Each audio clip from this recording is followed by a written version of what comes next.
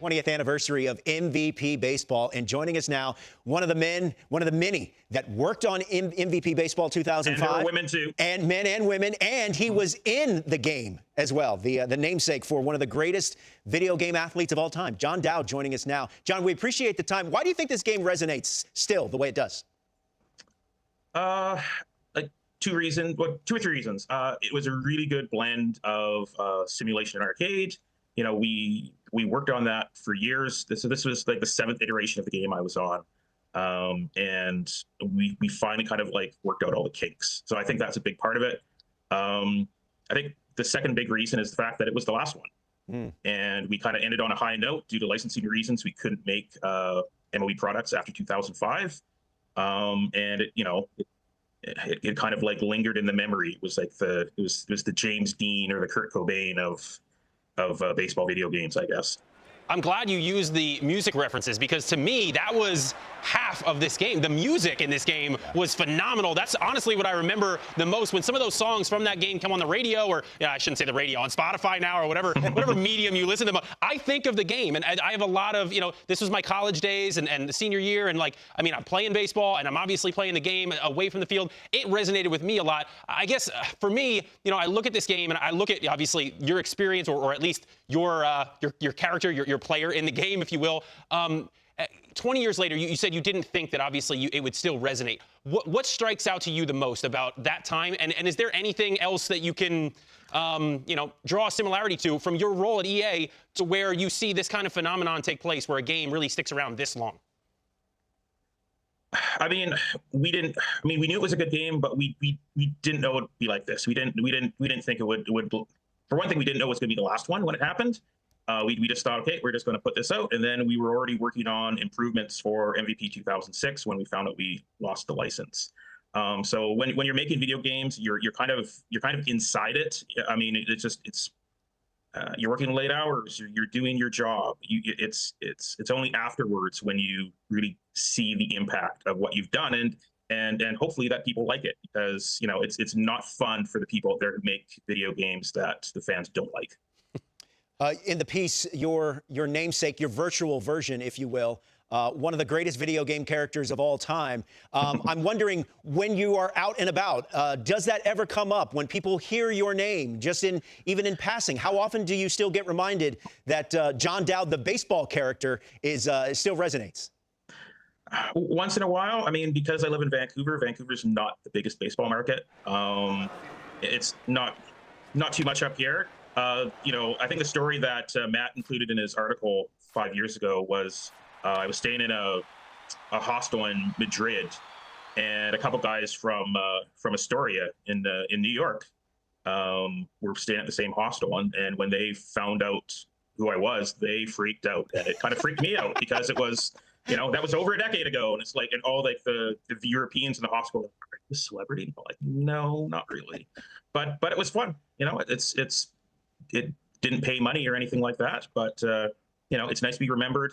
I always have to say that even though I'm kind of like the mascot for MVP 2005, there were 50 or 60 people on the team, and they all made huge contributions. I'm just a person who had I had the best job, not the hardest job, but I had the best job. So I got to ask this. So you were part of creating the game on the back end. How often did you play the game? When you played it, what team did you represent? I just curious. And when you played as yourself, how much did you brag? I mean, we played it a lot. To find bugs, to test bugs that our testers found, to make sure that they were legitimate or not. I loved playing as the Cooperstown teams. I was in charge of putting those players together.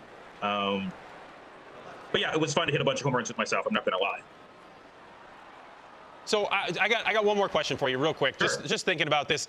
I see the games that my kids are playing now, right? And they're playing the show. And yep. I look back at MVP 05, and I think as I've played the show with them, I don't see that much difference in gameplay. Obviously, the graphics are different, and different processors and everything else that goes into that, the new age. But what's your take on it? What do you see in the new baseball games specifically, as opposed to 05, and how really far ahead was MVP 05 in the video game realm as far as baseball goes?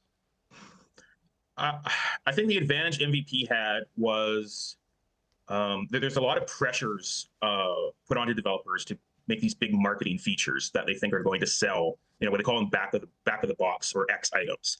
And we tried to sidestep that and just focus on gameplay and fixing bugs that have been there for 5 years and improving the animations and just adding stuff that the fans wanted to see and not necessarily what the executives wanted to see.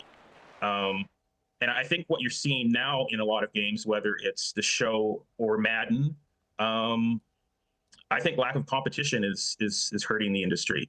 I think we would have been better off if MVP was still making games. I think we would have been better off if NFL 2K was still around. And I think that would have forced everybody to up their games. Well, Jon, we appreciate the time. Congratulations on the work that you and your colleagues did all those years ago, and that it's still, like I said, it still resonates and still has a lot of big fans today, 20 years later. We appreciate the time, and maybe we'll catch up down the road for the 30th anniversary. Yeah, that'd be fun. All right, Red Sox and Braves. And this is significant because Spencer Strider making his spring debut, first time at a major league mound since last April. Gets David Hamilton to ground out. Then Vaughn Grissom, the former Brave, he goes down swinging. Next batter. Can I just add that I don't know if Spencer Strider has been working out this offseason, but those quads, I think, got bigger. Like, football has Saquad, and we need to come up with a name for Spencer Strider and those legs. He's the quad father. Okay. Oh, okay. I haven't heard that one. Carlos Narvaez gets some, too. Third strikeout in a row for Strider. Next batter, Marcelo Meyer. 4 strikeouts in a row. Next batter, the tender Romy Gonzalez. It's another 1-2-3 inning for Strider. Yeah, well-deserved, and congratulations. Meyer, 2-run single. Red Sox go on to win 2-1, but afterwards, the thoughts of Spencer Strider on his spring debut. That was good. It was just good to, we've thrown 2 lives, so the pitch count floor was 30 already. So wanted to try to get close to one. We talked about if things go too well, do we go for the third, face some more hitters just to get the pitch count close, and that's what happens. So that's a good problem to have. So definitely a good step today. To go through the full routine, hear the national anthem, do all that stuff, shake hands with the guys before, you get a more honest evaluation of everything. So already feeling a lot of good stuff that kind of validates the work we've been doing, and keep moving forward. Here's a look at the numbers inside the start for Spencer Strider. 27 pitches. He retired all 8 batters he faced.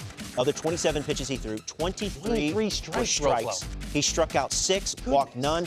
And you know what? Whether you're a Braves fan or not, you have to feel happy for him because you could see the joy in his comments on just how well and how satisfied he is at this point of his recovery. Well, and I think some of that's even relief. Like, yes, you finally, as an athlete, when I was fortunate, I never had like a long-term injury. But when you miss basically a full season and then you come back, there's some trepidation there. Sure. You don't know if any one of these pitches that you throw is going to be your last, because that just sticks in your mind. What happened? Oh, the last time I was on a big league mound, I had to come out of the game. I felt pain, and yeah, that's scary. And so after the game, and you have such success like this, and you look and you feel so much like yourself again. Yeah. That the joy that is behind those eyes, that's really exciting. As a player, I've seen that in other guys.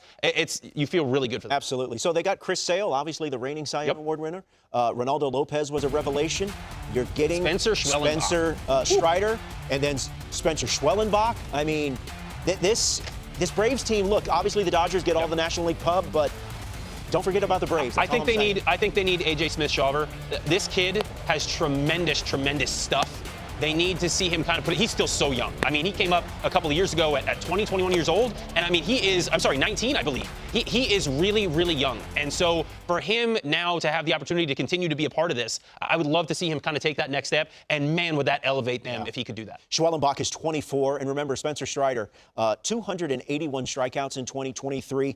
Obviously, today was his first spring training start, so they're looking that he would be back late April, early May. Hey, and getting him back out there, period. Yes. Having him healthy. As for Ronald Acuna Jr., the other big piece that missed a good portion of last season, he's going to be a little bit later. But he's trending and I have to in say the right direction. That with Strider coming back already, people say, well, wait, he got hurt last year, elbow surgery. Well, it was the internal brace, which is a different procedure, and the ramp-up time seems to be a little bit shorter. That 3-4 months extra he might have to play with to actually get in almost a full season this year. So congratulations to Spencer Strider. Hopefully we see you on a big league mound during the regular season very, very soon.